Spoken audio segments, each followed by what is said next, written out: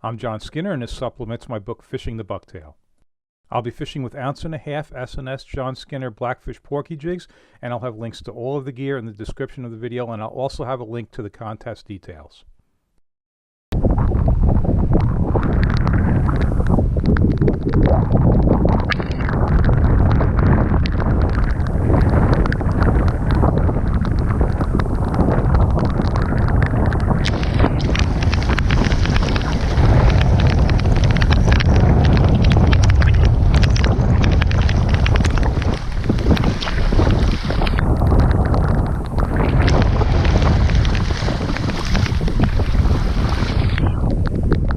So that gives you some idea where this video is headed. This is 2 hours earlier, so it's like one of those movies, they show you something and they say, hey, 5 days earlier. Well, this is 2 hours earlier. That anchor, check that out. It's going to be a pretty important part of this video. That thing is like a 12-pound, I believe it's a river anchor, and you're going to see why it's necessary and how it plays into this. And if you're watching this sometime prior to December 3rd, 2018, yep, there's a contest. Somebody can win a fishing trip with me. Maybe after watching that previous video clip, maybe nobody would want to go fishing with me. Yep, I'll take somebody out in my boat. We'll go fluke fishing. We'll do it around May or June of 2019.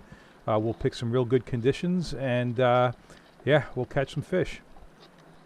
All right, so the contest is actually run through J&H Tackle, and it requires purchasing anything, any tiny small purchase sometime between Thanksgiving and Cyber Monday. And yeah, there's other rules. It's more complicated than I want to get into. If you just look at the link in the video description, that's going to have all the details. Okay, let's get to the fishing. Yeah, there is nasty, nasty bad weather coming. This is a Saturday morning. Of course, nobody's going to go out with this forecast, but you know what? I know I can get out for a couple of hours and catch some fish, and that's what I'm going to do. And you look at a marine forecast for a day, trying to decide what you're going to do, whether you're going to fish, where you're going to go.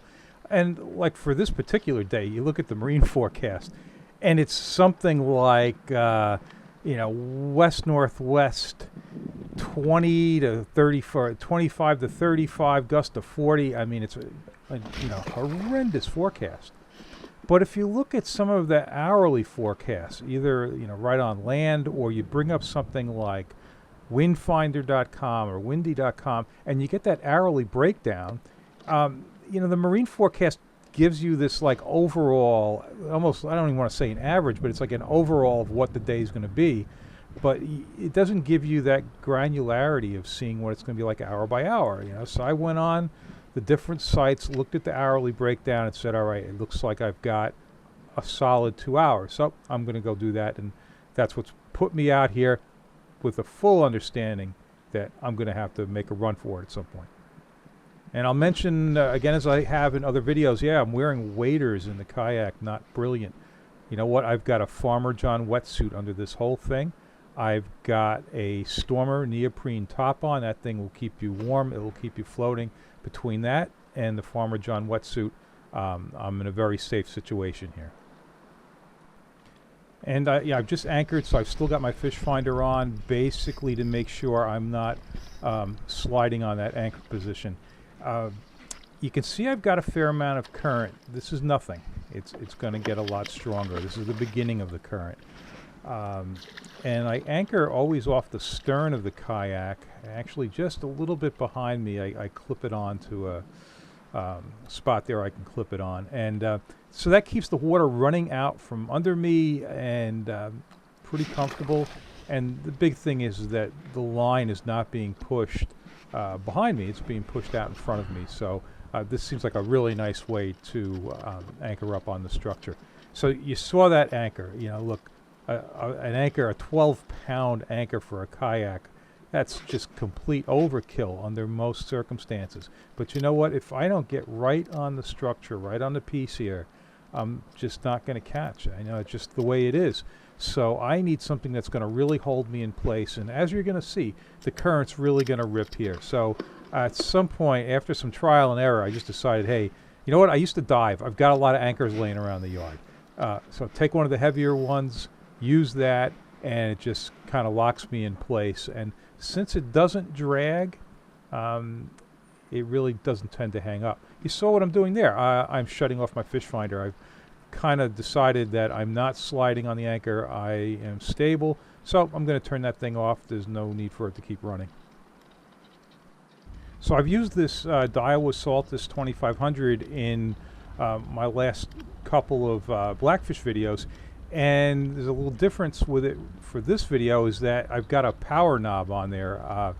Actually, Michael Kim from Jigging World saw me using the stock handle and said, "Hey, I think you're going to like this better," and he sent it to me, and I love it. It's great. One of these EVA knobs, nice and big, because you know what happens? I tend to set the hook, and then that rig is then up high, and that's where I want to grab that handle and start cranking. So you kind of can't miss that big black knob on there. So I thank him for that, and there's a link to that knob in the video description.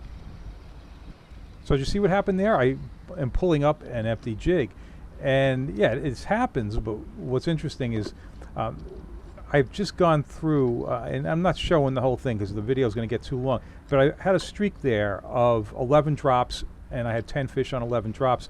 The one drop I didn't get a fish and came up empty was that one. Now, what was different there was I never set the hook. I dropped down, and what you're doing is you're feeling for that. You know, you're going to get all these taps when it drops down, and you want to feel the fish swim away with it, and when you feel that, boom, you set the hook like that. But you know what? I never felt the jig moving away, and I basically waited too long, I guess is you know, one reason this could happen. And the fish was able to steal the crab. But otherwise, yeah, my hit to hookup ratio here is really going to be excellent despite the current. The 10-pound test, very thin braided line. It's Daiwa J braid 8 strand. It's very smooth. It's not picking up too much drag in the water. And in this video, I'm making a point to not do too much editing. So I'm pretty much running some pretty long, unedited stretches. And that just lets you see exactly what's going on, gives you a very good feel for the pace of the action. And as I mentioned in the beginning, I'm using an 1.5 ounce jig. And normally here I'm using 3/4 to 1 ounce. 1.5 ounces is actually quite heavy for me in this area. This is 27 feet of water. But since I had no choice about when I was going to fish this day because of the weather, I had to take what I could do, and that ended up being at a point where the current was pretty fast. If I could have trip planned a little better, fished a different part of the day, I would have fished some slower water. And I'm real happy to be hooking these things up so easily and really not losing bait at all.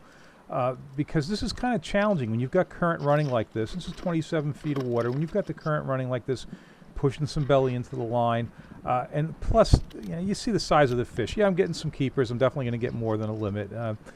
But there's a lot of smaller ones, and those things are just such expert bait stealers. So I'm pretty happy that, yeah, I'm hooking them up one after another pretty much. And yeah, even when I miss on a swing, it's not usually such a miss that the crab comes off the hook, and then usually on the subsequent swing I'm able to hook them.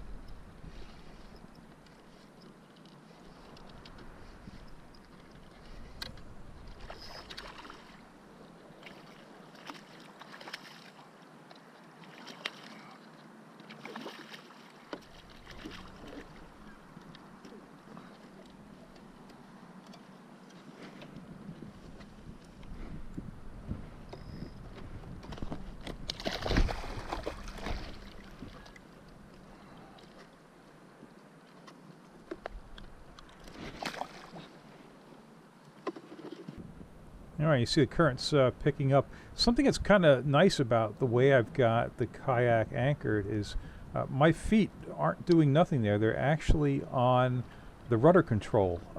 So I'm able to pretty much, shift the kayak to, keep it straight and kind of steer it a little bit. And it becomes useful under certain circumstances, especially when the wind starts picking up. But it's not like I'm just hanging out there in the current. I do have a little bit of control over what the kayak's doing.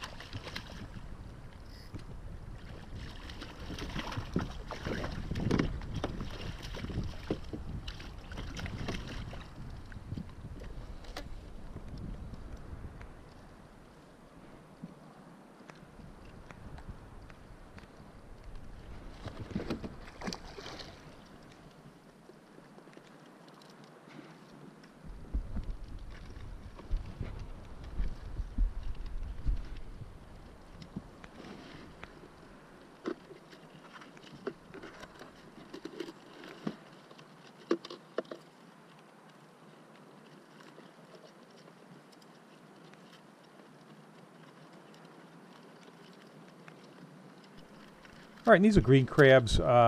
Everything seems to work. I mean, I use Asian crabs a lot. White crabs are great. Hermits, of course.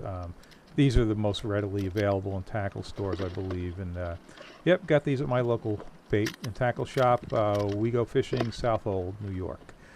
So something you're going to see me do on this next drop. You know what? The belly in the line is definitely not your friend, because when you go to set the hook, it sucks up a lot of the energy of the hook set. So when I get down to the bottom, what's happening is right now that current's pushing that bait out and away. So when I hit the bottom, I'm well out in front of the kayak. What I'm going to do is take a couple of cranks and a lift and get it back a little bit. Boom. So I've got it a little bit closer to the bow of the boat, less belly in the line, and then a firm hook set.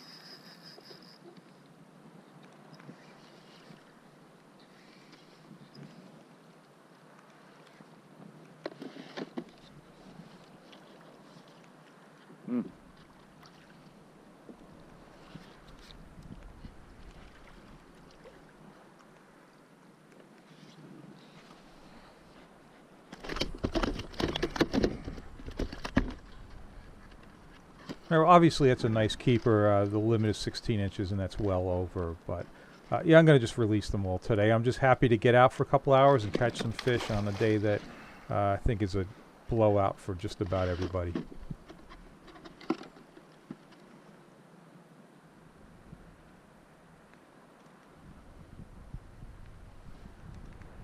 So I often get questions about what's a good rod for doing blackfish jigging like this.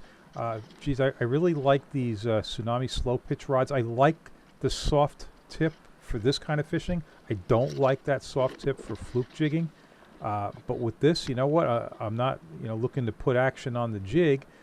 But when I set the hook, you know what? If you use a really stiff rod, you set the hook, you end up ripping the crab off the jig. And that doesn't happen so much with these rods. And yet the rod's got plenty of backbone that when you set the hook, it does bury it in. So they just seem to work fine. And you see I'm using this lighter one here. This is a rated 15 to 30 pound test, which that rating actually seems kind of high to me. But yeah, it's a great combination with this 2500 reel, 10-pound test line.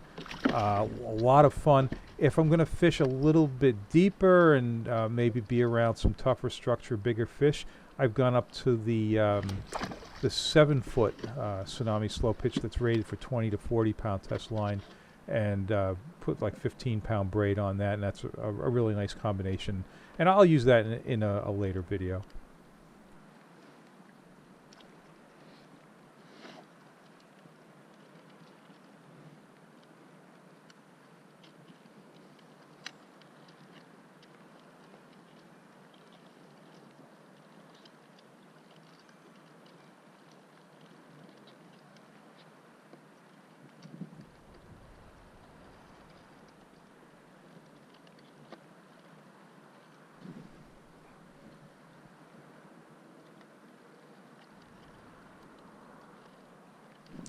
It might be the only time on this video you're going to see me swing and miss twice, but like I mentioned, with that softer tip, you know what, the bait's still on there, and yeah, I'm going to get him. Alright, the narration's going to be a little more sparse after this fish because yeah, the weather's going to start getting interesting and a little bit louder.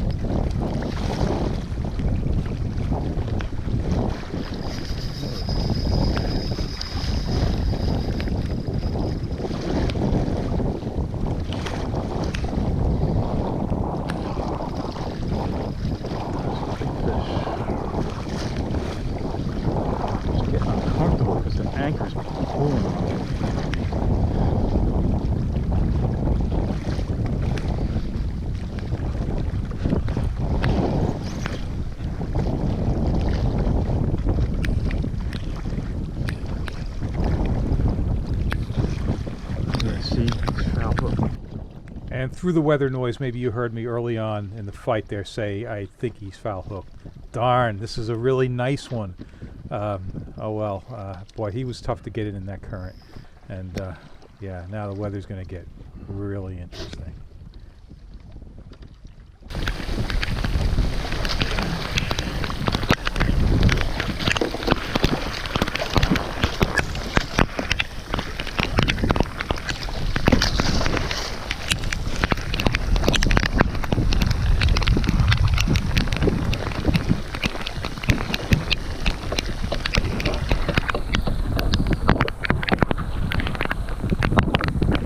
So to give you an idea of how fast this weather's coming up, what am I doing? I'm cutting another crab. Like I'm fishing. I'm gonna keep fishing. And then one look at this. I don't even put the crab on the hook. I want out of here.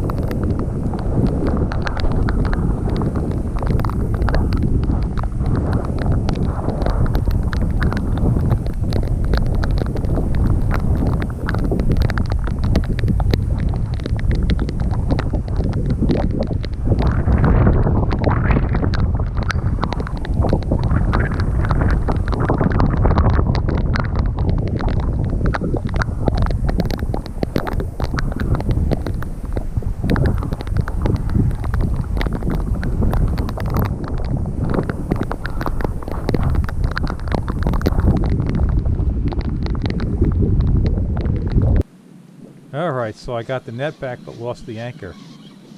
This is 10 days later. What's this coming up on the jig? That's a familiar looking piece of line.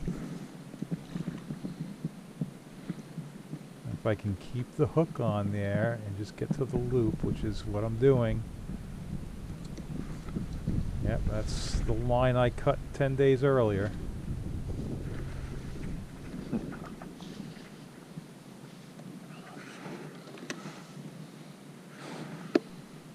Okay, so remember it's caught in there pretty good. I'm gonna give it a shake and see if I can get that anchor back.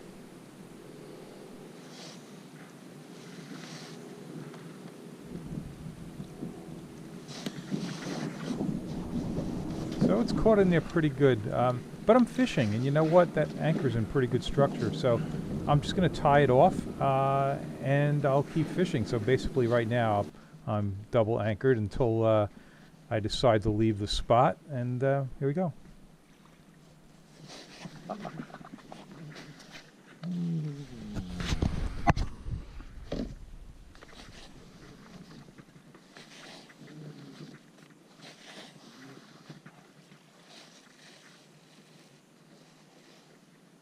Okay, all's well that ends well. I get my anchor back. It's got a few things growing on it, and that's okay. All right, I hope you found this entertaining, and if you like these videos, please subscribe to my channel, and if you're still within the Thanksgiving to Cyber Monday 2018 contest dates, check out the link to the contest in the description of the video.